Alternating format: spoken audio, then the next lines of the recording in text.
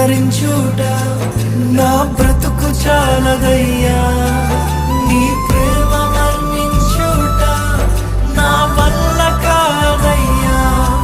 నీ కార్యము వివరించుట నా బ్రతుకు చాలదయ్యా. తండ్రి దేవా